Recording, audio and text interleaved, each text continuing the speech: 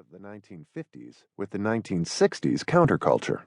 This reputation springs from his literary themes of rebellion against societally imposed repression, which links him with the Beats, and his personal experiences as a volunteer in the U.S. government's experiments with psychotropic and hallucinogenic drugs.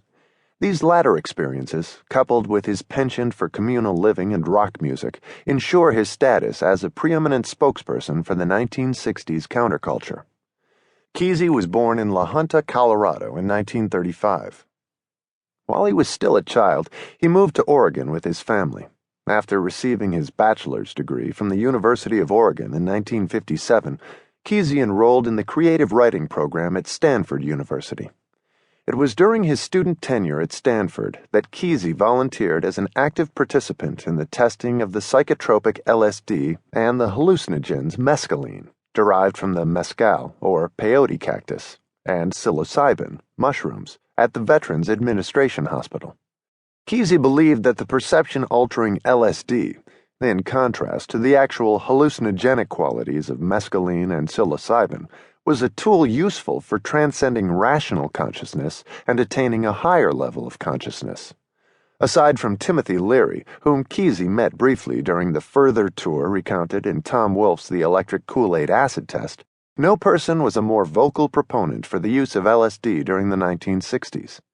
Kesey's interest in altered consciousness led him to accept a position in a mental hospital. While the job allowed him ample opportunity to write uninterrupted, it also introduced him to several individuals who would serve as models for characters in One Flew Over the Cuckoo's Nest.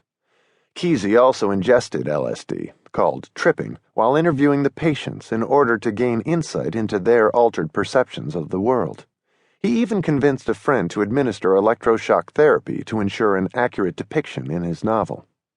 Cuckoo's Nest conveys Kesey's interest in altered consciousness, particularly in the voice of the narrator, Chief Bromden. The paranoid sections of the novel, where Chief discusses his belief that the hospital where he stays is actually an emasculating factory for a larger combine that represses individuality, were largely written while Kesey was under the influence of mind-altering substances. Following the publication of One Flew Over the Cuckoo's Nest, Kesey formed the Merry Pranksters, a group that included Neil Cassidy, Jack Kerouac's friend and inspiration for the character Dean Moriarty in the beat novel On the Road. The Merry Pranksters were best known for conducting acid tests, which featured live music performed by the nascent Grateful Dead, psychedelic light shows, and the ingesting of copious amounts of LSD-25, lysergic acid diethylamide, a synthetic psychotropic drug that distorts perceptions and often creates an intense and lengthy euphoric experience. The Merry Pranksters also traveled across the United States in an old school bus they named Further. The success of his novel enabled Kesey to purchase a farm outside La Junta, California. His and the Merry Pranksters' increasingly public experiments with LSD led to legal investigations into their activities.